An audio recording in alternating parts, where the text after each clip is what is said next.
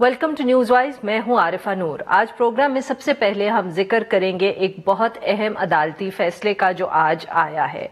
परवेज मुशर्रफ साहब के खिलाफ जो संगीन गद्दारी केस जो था खसूसी अदालत में चल रहा था, आज खसूसी अदालत ने उसी हवाले से अपना फैसला सुना दिया है और उन्होंने ये फैसला किया है कि आर्टिकल 6 के तहत गद्दारी के मुर्तकब करार दिया है उन्होंने परवेज मुशर्रफ साहब को और सजाए मौत सुनाई है।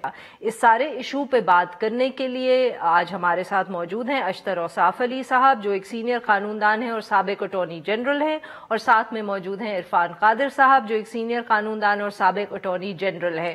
So today we'll have a debate between farmer attorney general versus farmer attorney general. Welcome to the show gentleman. अशतर Ausaf Ali साहब, आपसे आगाज करूंगी। आप इस फैसले को किस तरह देख रहे हैं? कि आपके ख्याल में जिस तरह आज बहुत से लोग टेलीविजन पे कह रहे थे कि ये एक बहुत तारीखी फैसला है और इससे पाकिस्तान की जो एक पॉलिटिक्स है वो भी तब्दील हो जाएगी, या हम सचमुच कह सकते हैं कि तब्दीली आ गई है? देखिए, इस फैसले के दो हिस्से हैं, एक प्रोसीजरल और एक सब्सटैंटिव।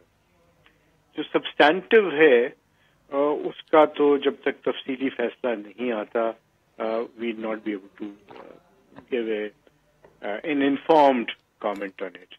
जो प्रोसीजरल है उसमें सारी जो ऑप्शंस अवेलेबल थे डिफेंस को और जो प्रोसिक्यूशन को, वो 125 हेयरिंग्स में और 12 जो ये कोर्ट की तश्कील हुई उसके अंदर ये हुए। न सिर्फ ये कि ये ट्रायल कोर्ट में मुकदमा चलता रहा, ये सुप्रीम कोर्ट तक भी गया। इसके साथ जो कोलैटरल चीजें थी वो भी सुप्रीम कोर्ट तक गई और अल्टीमेटली 3 चीजों का फैसला हुआ।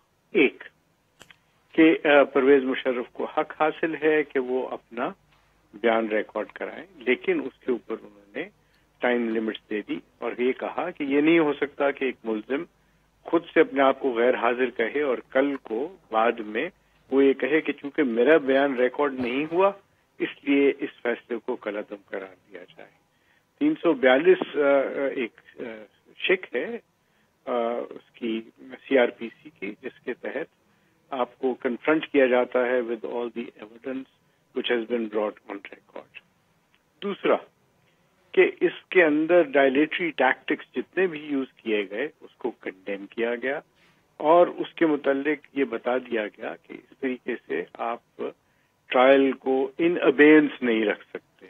आपने आइन को तो शायद इन अबेयंस कर दिया, लेकिन ट्रायल को आप इन अबेयंस नहीं रख सकेंगे। और तीसरा ये कि फेयर ट्रायल के जितने भी मौके और जितनी भी चीजें हैं उसको मलहूज़े खातिर रखने के बाद ये किया जाए। उसके अंदर 2 हाई कोर्ट्स को रजू किया गया और अचंभे की बात है, आई एम सरप्राइज क्या कि जो कंप्लेनेंट है उसी ने अप्रोच किया इस्लामाबाद हाई कोर्ट को और ये कहा कि आप इसके अंदर इसको इन अबेंस कर दें, इसको स्टे कर दें तावक्ते कि हम जो है इसके मुताबिक और बातें न कर सकें। और उसके अंदर बहुत सारे उन्होंने इश्यूज किए, इंक्लूडिंग कि शायद ये प्रोसीजरली प्रॉपरली फाइल नहीं किया गया। दूसरा हाई कोर्ट में लाहौर हाई कोर्ट के अंदर फाइल कर दिया गया और वहां पे भी प्रोसीजरल इश्यूज के ऊपर टेक्निकलिटीज पे दोनों हाई कोर्ट्स में ये मामला चल रहा था। लेकिन अब जो भी वहां पे सिलसिला चल रहा था मेरी दानिश में वो सब अब मर्ज कर जाएगा और परवेज मुशर्रफ को जो हकूक हासिल हैं चैलेंज करने के उसमें वो मर्ज कर जाएगा। बिल्कुल डिफाइनिंग मोमेंट है ये, एक ऐसा फैसला है जो कि वाकई इस मुल्क की जो आने वाला टाइम है उसकी तयन करेगा, उसकी सिमत का तयन करेगा। और ये बेसिकली किसी की न हार है न किसी की जीत है, ये कानून की बालादस्ती की बात है। मैं तो इस तनाज़र में इसको देखता हूँ। जी इरफान कादिर साहब, would you agree with अशतर Ausaf Ali साहब कि ये कानून की बालादस्ती की बात है? और साथ में उनकी बातों से यही लग रहा है कि उनको लगता है कि काफी मौका दिया गया परवेज मुशर्रफ साहब को अपना डिफेंस पेश करने का, अगर वो नहीं आए तो ये अब उनकी जिम्मेदारी है, इसकी वजह से अब ट्रायल को डिले नहीं किया जा सकता था। میں جی جنرلی تو اشتر صاحب سے ڈس ایگری نہیں کیا کرتا. میں تو ان سے ہمیشہ ایگری کرتا ہوں, بلکہ کوشش بھی کرتا ہوں کہ میں ان سے ایگری کر جاؤں. لیکن یہاں پہ تو میں ان سے ٹوٹلی ڈس ایگری کروں گا, کیونکہ قانون کی بالادستی والی بات کوئی بھی نہیں ہے اس فیصلے میں. اگر میں سمجھتا ہوں کہ قانون کی بہت شدید وائلیشنز مجھے نظر آ رہی ہیں, تو میں ایز اے لیگل ایکسپرٹ اس چیز کو بالکل محسوس کر سکتا ہوں, اور میں اس چیز کے بارے میں بڑا کلیئر ہوں کہ بہت زیادہ وائلیشن اس میں نظر آئی. سب سے پہلی وائلیشن تو اس وقت ہو گئی تھی, یہ کہ سارے پروسیس کو آپ دیکھیں تو اس میں ڈیو پروسیس جو ہے لیکنگ ہے. مثلاً اس میں جو اسپیشل کورٹ میں یہ جو پروسیڈنگز انیشیٹ ہوئی, یہ وفاقی حکومت کے کہنے پہ نہیں ہوئی, بلکہ سپریم کورٹ کے وفاقی حکومت کو دبانے کے تحت ہوئی. یہ جو انیشیشن ہوتی ہے اسپیشل کورٹ میں, یہ ایک جوڈیشل فنکشن نہیں ہے, یہ ایگزیکٹو فنکشن ہے. اور سپریم کورٹ میں یہ بہت کوشش کی گئی کہ یہ انیشیشن جو ہے وہ وفاقی حکومت کرے. اور اس وقت میں اٹارنی جنرل تھا, اور مجھے سپریم کورٹ نے یہ پوچھا کہ ان فیکٹس پہ کیا ہم احکامات جاری کر سکتے ہیں, اور انہوں نے مجھ سے یہ بھی پوچھا کہ کیا جنرل مشرف نے ہائی ٹریزن کمٹ کیا ہے کہ نہیں کیا. تو میری جو امیڈیٹ رائے تھی سپریم کورٹ میں وہ یہی تھی کہ جنرل مشرف نے ہائی ٹریزن کمٹ نہیں کیا, اور انہوں نے جو ججز کو نکالا ہے ان وائلیشن آف آرٹیکل 209, وہ ایک کانسٹیٹیوشنل ایبریشن تو ہو سکتی ہے, ایک انکانسٹیٹیوشنل ایکٹ تو ہو سکتا ہے, لیکن وہ کسی طرح سے بھی ہائی ٹریزن نہیں بنتا. اس پہ جج صاحبان جو تھے وہ تھوڑے سے ناراض بھی ہوئے, اور ان کو میری بات پسند بھی نہیں آئی. تو میں نے ان کو کہا کہ چلیں میں تھوڑی دیر کے لیے آپ سے ایگری کر لیتا ہوں کہ اگر ہلو یہ ڈسٹربنس آ رہی ہے. جی نہیں سر, آپ کی آواز بالکل کلیئر آ رہی ہے, آپ بات کریں. اچھا اوکے. جب وہ ججز نے مجھے یہ کہا کہ ناراضگی شو کی, تو میں نے ان کو کہا تھوڑی دیر کے لیے میں آپ ہی کی بات مان لیتا ہوں کہ اگر 30 ججز کو یا 35 ججز جو جنرل مشرف نے پی سی او کے تحت وہ نکال دیے تھے 3 نومبر کے پی سی او کے تحت, اور ان وائلیشن آف آرٹیکل 209 نکالے تھے, اور اگر وہ ہائی ٹریزن ہے تو پھر آپ لوگوں نے پی سی او ججز تھے آپ سارے, آپ نے نان پی سی او ججز کو نکال دیا, اور بہت بڑی میجورٹی نان پی سی او ججز کے نکال دی, تو پھر یہ ایگریویٹڈ ہائی ٹریزن ہے. اور جب میری ان باتوں کا جواب سپریم کورٹ کے پاس نہیں تھا, تو یہ سارے مقدمے کو اس کو ڈریگ کیا گیا, اور اس کو یہ جب تک میں اٹارنی جنرل رہا یہ لگا ہی نہیں. کہ جو پوائنٹس ہیں وہ ہم اشتر اوصاف علی صاحب کے پاس لے کے جائیں گے, but after a short break please stay with اس.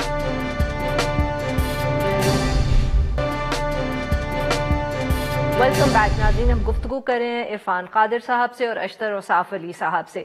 جی اشتر صاحب, عرفان صاحب نے تو بالکل کہہ دیا, رد کر دیا اس ٹرائل کو, کہتے ہیں کہیں سے بھی ڈیو پروسیس اس میں فالو نہیں ہوا.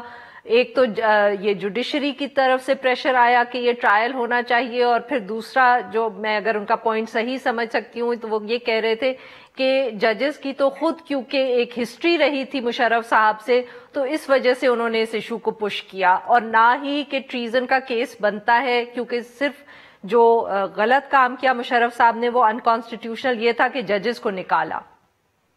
جی میں نے ان کی بات کو سنا.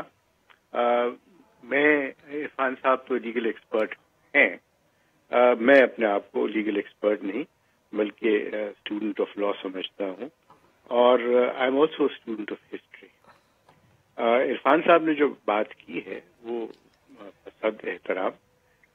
دس مینس جو کچھ انہوں نے کہا اس کا مطلب یہ ہے کہ وہ وٹنس ہیں اس کیس میں, and he would be a great defence witness for Pervez Musharraf, because ان کی مشاہدے میں, ان کی نالج میں, ان کی ایکسپیرئنس میں ایسی باتیں آئی ہیں جو کہ شاید پبلک کے پاس نہیں ہیں. تو پرویز مشرف کاش ان کو اپنا ڈیفینس وٹنس کے طور پہ پیش کر سکتے یا کیا ہوتا. ابھی بھی آئی ایم شیور یہ جو باتیں کر رہے ہیں وہ پروو اگر کرتے ہیں کورٹ میں تو پرویز مشرف صاحب کے پاس ایک اچھا ڈیفینس ہوگا.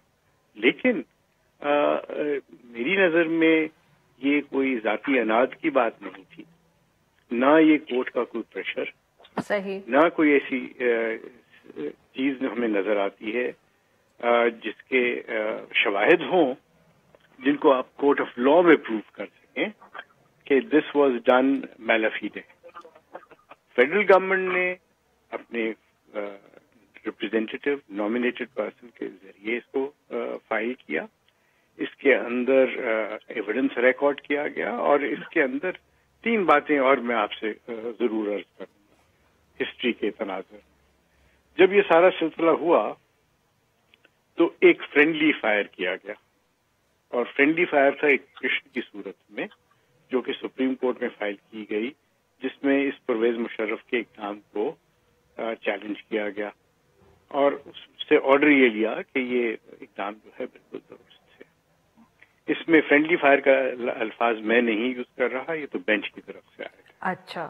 دوسرا پھر یہ جب یہ سارا سلسلہ چلا تو فل کورٹ بیٹھا اور انہوں نے پرویز مشرف کو یوزرپر بھی ڈکلیئر کیا اور آئین شکن بھی کہا. اس کے خلاف پھر ریویو دائر ہوا اور وہ ریویو جب دائر ہوا تو ایک دوسرا بینچ تھا. ناصر وہ پہلا والا جو بینچ تھا وہ تھا افتخار محمد چودھری صاحب کی سربراہی میں, دوسرا تھا چیف جسٹس ناصر الملک صاحب کی سربراہی میں. اور یہ سارا سلسلہ کیسے ہوا اس کی بھی ایک ہسٹری ہے اور ہسٹری یہ ہے کہ it is not for any other purpose, بلکہ پرویز مشرف نے اپنی سیٹ کو, اپنے عہدے کو, اپنی وردی کو بچانے کے لیے یہ اقدامات کیے تھے. It was not for any other purpose. جب ان کو یہ ایڈوائز کیا گیا, ان کو بتایا گیا, ان کو سمجھایا گیا اور ان کو خود نظر آ رہا تھا کہ جو سپریم کورٹ بیٹھا ہوا ہے اور دیکھ رہا ہے وردی کا کیس اور ان کی 3rd ٹرم کا, اور جو الیکٹورل کالج جو بنایا گیا تھا وہ گریجویٹ جو اسمبلی تھی وہ ایک اسپیشل ریزن تھا, اپنا ایک الیکٹورل کالج وہ بنا رہے تھے. یہ اٹ واز پرسن اسپیسیفک, اپنی ذات کے لیے تھا اور اپنی ذات کے لیے انہوں نے آئین کو ان ابینس کیا جو وہ نہیں کر سکتے تھے. اپنی ذات کے لیے سب کچھ کیا, لوگوں کو پابند سلاسل بھی کیا اور ہاؤس اریسٹ بھی کیا. اور بالکل عرفان قادر صاحب بھی اس سب چیز کو شاید اس طریقے سے دیکھتے ہیں جس طریقے سے باقی لوگ نہیں دیکھ سکے, کیونکہ ان کے پاس اسپیشل نالج ہے ان چیزوں کی اور اسپیشل ایکسپیرئنس ہے.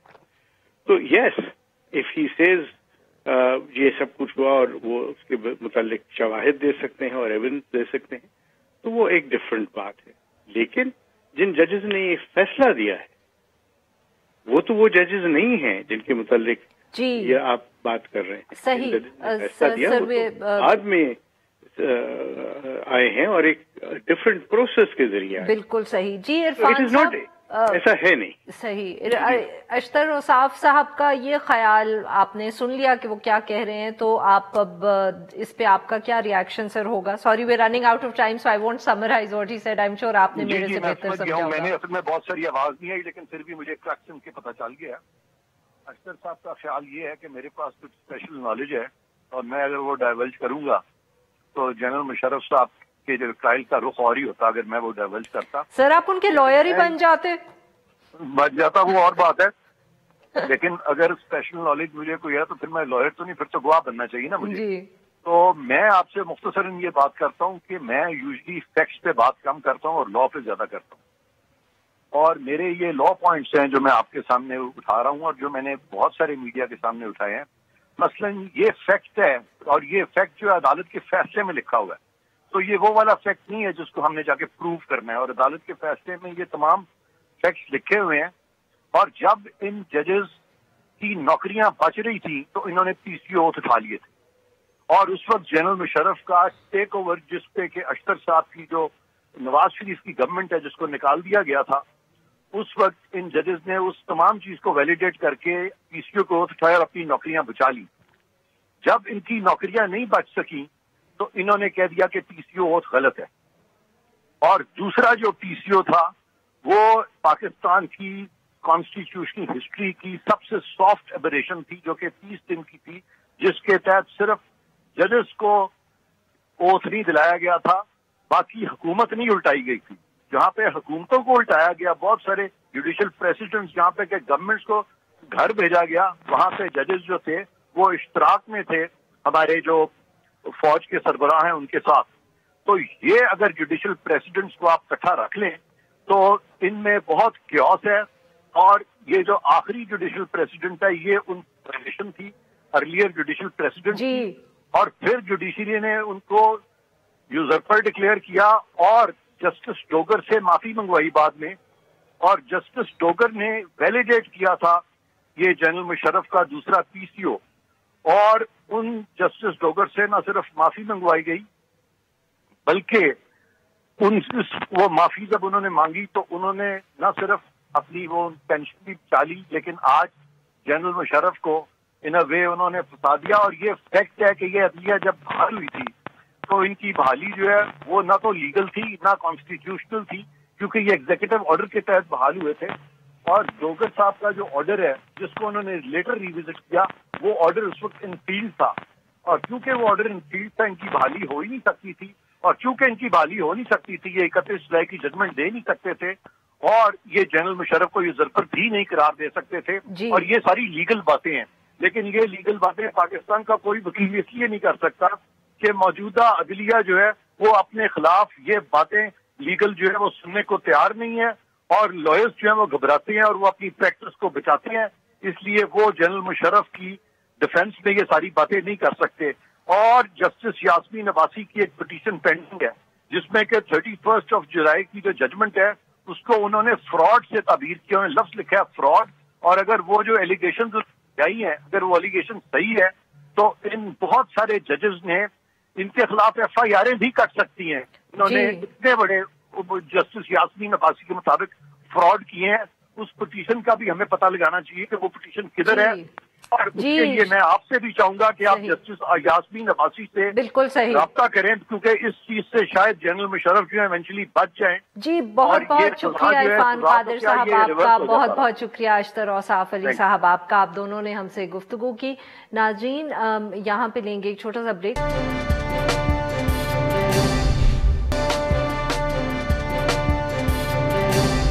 Welcome back. प्रोग्राम के इस हिस्से में हम अब बात करते रहेंगे जनरल परवेज मुशर्रफ के हवाले से जो खसूसी कोर्ट की तरफ से फैसला आया है, मगर इस वक्त हम बात करेंगे कि जो उनको सज़ा दी गई है उसके ऊपर पाक फौज का रद्द अमल सामने आया है। DG ISPR की तरफ से जारी होने वाली जो प्रेस रिलीज़ है उसमें ये कहा गया है कि आज के फैसले पर पाक फौज में शदीद गम गुस्सा और इज़्तिराब पाया जाता है। उन्होंने ये भी कहा कि केस के अंदर आईनी और कानूनी तकाजे जो है उनको पूरा नहीं किया गया और फैसला उजलत में किया गया है। परवेज मुशर्रफ साहब army chief, chairman joint of staff committee और सदर पाकिस्तान रहे हैं और पाकिस्तान के लिए उन्होंने जंगें लड़ी हैं, लिहाजा वो किसी तौर पर भी गद्दार करार नहीं पा सकते। अब ये भी कहा गया कि अफवाज पाकिस्तान उम्मीद करती है कि आईन पाकिस्तान के तहत इस केस में इंसाफ होगा। इस इशू पे बात करने के लिए हमारे साथ मौजूद हैं major general retired Ejaz Awan साहब जो एक दिफाई तज्जियाकार है। Welcome to the show sir. Welcome, thank you sir. ये जो प्रेस रिलीज आज ISPR की तरफ से सामने आई है, इससे पहले ये भी इत्तला आई थी कि फैसला जब आया कोर्ट का कि एक मीटिंग बुलाई गई GHQ में और वो उसके अंदर यही केस या यही जो फैसला आया ये डिस्कस हो रहा था, तो उसके बाद आपके ख्याल में ये प्रेस रिलीज जो सामने आई है ये एक्सपेक्टेड थी या इसमें कोई ऐसी चीज थी जिससे आप सरप्राइज हुए कि ये तवक्को से थोड़ी हटके थी? नहीं, मैं समझता हूँ जो उन्होंने बात की है तवक्को यही थी, क्योंकि पाकिस्तान आर्मी के तमाम ऑल रैंक्स में जो लोग वर्दी में हैं या जो लोग रिटायर हो चुके हैं उनको इस फैसले से, मैं उनमें शामिल हूँ, हमें बहुत दुख हुआ है कि अगर हमारा वो आर्मी चीफ जिसने इस मुल्क के लिए जंगे की, जिसने अपने बेटे का नाम अपने एक शहीद कॉलीग के नाम पे रखा जो उनका साथी शहीद हुआ था जंग में, अपने बेटे का नाम भी वो रखा, फिर जिसने SSG में अपनी सर्विसेज दी, आज अगर वो शख्स गद्दार है तो फिर मुहब्बे वतन तारीफ हमें नए सिरे से करनी पड़ेगी। मुहब्बे वतन कौन होते हैं? 47 ईयर्स यूनिफॉर्म पहन के और इस मुल्क के चप्पे चप्पे की हिफाजत के लिए जिसने कारगिल से लेके और सब जंग लड़ी है, तो अगर वो शख्स गद्दार है तो फिर हमें मुहब्बे वतन का सही मानी तलाश करने पड़ेंगे कि मुहब्बे वतन कौन है। मैं समझता हूँ प्रेसिडेंट मुशर्रफ ने इस मुल्क के आइन का दिफा किया था जिस दिन चीफ जस्टिस ने, जब उन्होंने टेक ओवर किया तो उस वक्त चीफ जस्टिस ने उन्हें कहा, अदलिया ने एक फैसला दिया कि आपका ये इकदाम दुरुस्त है और आप चाहें तो एक मिलिट्री डिक्टेटर होते हुए आप इस आइन पे जो तरमीम करना चाहें आप कर सकते हैं। उस वक्त अगर प्रेसिडेंट मुशर्रफ आइन के सपोर्टर ना होते तो वो इन तमाम शिकों को उठाकर आइन से बाहर फेंक देते, लेकिन उन्होंने आइन का चेहरा मसख नहीं किया और आइन का दिफा किया। तो आज उसी तौहीन हो गई है और उस आइन की आड़ में आज उस शख्स को सजाए मौत सुना रहे हैं जिसने ना आइन का चेहरा मसख किया और इस मुल्क की खिदमत की। तो मैं समझता हूँ इसमें उन्हें फेयर ट्रायल नहीं मिला, ये फैसला फेयर नहीं है, ये एक खास माइंडसेट के तहत दिया गया है और उनके साथ आईनी तकाजे पूरे नहीं किए। तो सर, अब आपके ख्याल में परवेज मुशर्रफ साहब की तरफ से रिव्यू पिटिशन फाइल हो सकती है? आपके ख्याल में क्या पाक फौज एज एन इंस्टीट्यूशन उस रिव्यू पिटिशन को सपोर्ट करेगी या कोई और काम होगा जो, या वो क्या एडवाइस देंगे परवेज मुशर्रफ साहब को as a colleague, you know, as somebody who has served with him? Definitely उनका राइट है कि वो अपील करें इस फैसले के खिलाफ और इस फैसले को चैलेंज करें नेक्स्ट सुपीरियर कोर्ट में। ये तो एक स्पेशल ट्रायल कोर्ट का फैसला था, इसको जो भी अप्रोप्रिएट अदालत है उसमें वो इसको चैलेंज करें और अपना पूरा दिफा करें। मतलब क्यों ये दोगला मेयार है कि जब एजाज मंसूर ने हकानी के मेमोगेट स्कैंडल में, जो कि पाकिस्तानी अमेरिकन नेशनल था, जब उसने कहा मैं पाकिस्तान आकर स्टेटमेंट नहीं देता हूं, तो सुप्रीम कोर्ट के एक बेंच ने कहा जी आप वहां तशरीफ ले जाएं और उनकी स्टेटमेंट जाके इंग्लैंड में रिकॉर्ड कर लें। लेकिन एक साबका प्रेसिडेंट जो इस वक्त शदीद अलील है, अगर वो इस हॉस्पिटल के बेड से अपनी स्टेटमेंट रिकॉर्ड करवाना चाहता है तो वहां टीम नहीं जा सकती थी, लेकिन भेजना मकसूद ही नहीं था। वो जल्दी एक फैसला सुनाना चाहते थे, इंसाफ का तकाजा पूरा किए बगैर, लिहाजा उनको नहीं दिया गया। सर, बट आपके ख्याल में अगर परवेज मुशर्रफ साहब की वो स्टेटमेंट ले लेते तो फैसला फर्क आता? यकीनन वो अपने बड़ी मजबूत पोजीशन में थे दिफा कर। देखिए ये उसका फैसला नहीं था, ये उनके साथ पूरी कैबिनेट थी, वजीर कानून था, उनके लीगल एडवाइजर्स मौजूद थे, उनकी कैबिनेट ने उनके इस फैसले को एंडोर्स किया था। उन्होंने उस आइन को 7 डेज के बाद जो है इमरजेंसी को लिफ्ट किया था, उन्होंने आइन को एब्रोगेट नहीं किया था। सर, तो इफ आई मे, तो क्या हम ये कह सकते हैं कि शायद परवेज मुशर्रफ साहब के जो वकला थे वो इस पॉइंट को अच्छी तरह रेज नहीं कर सके कोर्ट के अंदर? क्योंकि ये बात तो वो भी साबित कर सकते थे परवेज मुशर्रफ साहब की स्टेटमेंट होती या ना होती। देखिए वकला का हर बंदे का अपना एक कैलिबर है। अभी हमने देखा है कि वकला जब केस अपना फाइट करते हैं, उस वक्त जुल्फकार अली भुट्टो का केस फाइट करते करते उन्हें तख्ता-ए-दार तक पहुंचा दिया और वो अपने एहसानात गिनवाते रहे और अपने केस का दिफा नहीं किया। फिर उनको कहा जी कि आपको किसी की जरूरत नहीं है कि कोई आपको सजाए मौत दे। बहुत बहुत शुक्रिया, आपने हमसे बात की। नाजरीन, यहाँ पे लेंगे एक छोटा सा ब्रेक और जब हम ब्रेक से वापस आएंगे तो हम बात करेंगे कुआलालंपुर समिट की, जिसके बारे में इतलात आ रही है कि वजीर आजम इमरान खान साहब ने माजरत कर ली है और वो उसको अटेंड नहीं करेंगे। Stay with us.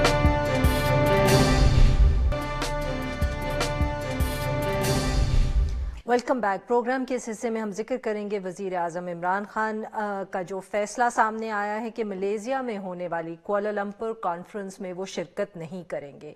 वजीर आजम ऑफिस की जानिब से इस बात की तस्दीक की गई है कि वजीर आजम इमरान खान साहब ने ज़ाती तौर पर मलेशिया के जो वजीर आजम हैं महातीर मोहम्मद उनसे बात की है और उन ज़ाती तौर पे उनसे माफ़ी मांगी है, मुआज़रत की है कि वो कॉन्फ्रेंस में शिरकत नहीं कर सकेंगे। अब मीडिया में कुछ दिनों से ये इतलात सामने आ रही थी कि इस कॉन्फ्रेंस के ऊपर पाकिस्तान जो है शायद इस कॉन्फ्रेंस से पीछे हट जाए, क्योंकि सऊदी अरेबिया की तरफ से शदीद तहफ़्फ़ुज़ात का इजहार किया गया है और शायद प्रेशर भी था कि पाकिस्तान इस कॉन्फ्रेंस में हिस्सा ना बने। और इसी वजह से वज़ीर आज़म साहब का जो हालिया दौरा था सऊदी अरेबिया का, उसके दौरान ان سے سعودی عربیہ نے بات کی اس ایشو پہ اور کہا کہ وہ ملیزیا نہ جائیں. 18 دسمبر سے شروع ہونے والی جو کوالالمپور کانفرنس ہے اس میں 400 سے زائد مسلم ممالک کے سربراہ جو ہیں وہ شرکت کریں گے. اس ایشو پہ بات کرنے کے لیے ہمارے ساتھ موجود ہیں ڈاکٹر رفعت حسین صاحب جو ماہر ہیں انٹرنیشنل افیئرز کے. ویلکم ٹو دا شو سر. سر آپ یہ کس طرح دیکھ رہے ہیں؟ کافی دنوں سے اس پہ کھچڑی سی پک رہی تھی, خبریں آ رہی تھیں, تو اس سے لگ تو یہی رہا تھا کہ وزیر اعظم صاحب جو ہیں وہ شاید نہ جا پائیں یا اتنا پریشر ہے. بٹ ڈو یو تھنک کہ اس کا بہت کوئی بڑا امپیکٹ ہوگا ہماری فارن پالیسی پہ, یا یہ انڈیکیشن ہے کہ فارن پالیسی میں تبدیلی آ چکی ہے؟ نہیں, میرے خیال میں اس کا اثر تو بہت برا پڑے گا ہمارے فارن پالیسی کے حوالے سے, کیونکہ آپ کو یاد ہوگا کہ جب یو این جی اے کی سیشن ہوئی تھی تو اس کے بعد وہ 3 مسلم جو بڑے ممالک ہیں جن کے لیڈرز ہیں, اس میں ترکی ہے, ملائیشیا ہے اور عمران خان صاحب خود, انہوں نے اتفاق رائے کیا تھا کہ اس قسم کا ایک پلیٹ فارم بنانا چاہیے اور تمام مسلمان ملکوں کو اکٹھا ہو کے اسلاموفوبیا کے حوالے سے خاص طور پہ وہ جو خطرہ ہے اس کے خلاف ہمیں کیمپین چلانی چاہیے. تو پاکستان کا رول جو ہے وہ اگر پرائم منسٹر کو اس وقت کی تقریر اٹھا کے دیکھ لیں, وہ رول جو پاکستان کا بڑا ایک مرکزی تھا. تو اب سعودی عربیہ کی وجہ سے جو پیچھے ہٹ جانا پاکستان کی طرف سے, اگر جو اس کی تعویل جو بھی دے دیں, وہ جو بھی معذرت کر لیں, لیکن میرے خیال میں مہاتیر صاحب کے لیے یہ ایک بہت بڑی ایک ڈس اپوائنٹمنٹ ہوگی. اور اس کا اظہار اور مہاتیر جو ہیں وہ ان کا اور ملیشیا کا اور ٹرکی 2 ملک ہیں کہ جنہوں نے کھل کے پاکستان کی حمایت کشمیر کے مسئلے سے بھی بالکل صحیح.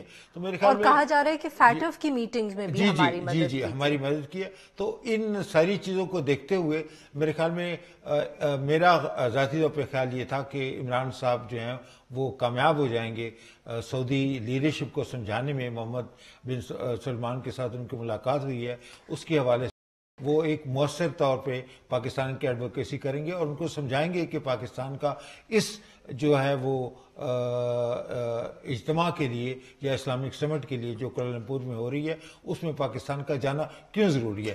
تو سر بٹ اتنا پریشر یا اتنے ریزرویشنز کیوں تھے سعودی عربیہ کے؟ آئی مین یو این جی اے میں ملاقات ہوئی, اس سے پہلے ویسے بھی عمران خان صاحب ملیزیا کا دورہ بھی کر چکے ہیں, ترکی سے بھی ہمارے بڑے اچھے تعلقات ہیں, تو یہ ایک دم اتنا زیادہ پریشر سعودی عربیہ سے کیوں؟ جی دیکھیں, میرے خیال میں اس کی عارفہ صاحب اس کی دو وجوہات ہیں.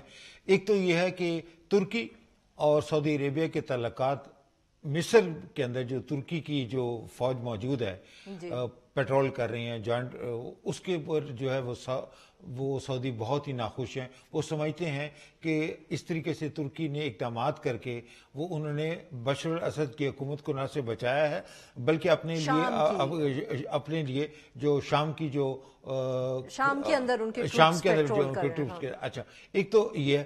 اور دوسرا یہ ہے کہ سعودی عربیہ کافی عرصے سے اس کے اوپر تنقید بھی ہوتی رہی ہے کہ او ایس سی کا جو پلیٹ فارم جو ہے وہ بالکل غیر مؤثر ہو گیا. وہ اس طریقے سے مسلمان ملکوں کے جو مفادات ہیں یا ان کے جو تحفظات ہیں یا ان کے جو خدشات ہیں اس پورے عالمی نظام کے اندر, اس کو پروٹیکٹ کرنے میں ناکام رہا ہے. تو اس کرٹیسزم کے کانٹیکس میں وہ دیکھتے ہیں کہ شاید یہ کوئی الٹرنیٹیو فورم کے طور پہ اس کو وہ دیکھ رہے ہیں اس اجتماع کو. اور خاص طور پہ But sir, is it really an alternative forum? No, it's not an alternative. I think that's a total misunderstanding of the concept. لیکن جو حقیقت جو ہے وہ اس کے معاملے میں جو لوگوں کی پرسپشن ہوتی ہے ان ایونٹس کے بارے میں وہ بھی اتنی ہی امپورٹنٹ ہوتی ہے.